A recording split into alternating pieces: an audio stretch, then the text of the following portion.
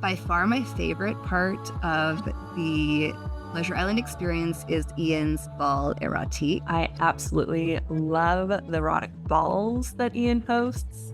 The energy in the room is amazing. We were not allowed to approach each other, touch each other, or speak to each other at the ball.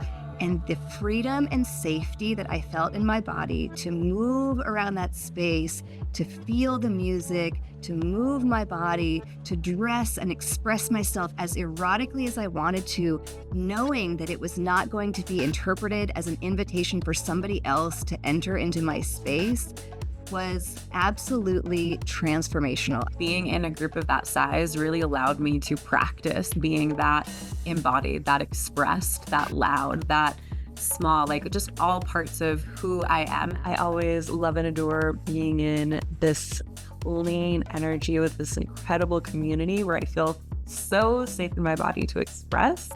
So I would say top number one, Ian's Bal Erotique, not to be missed.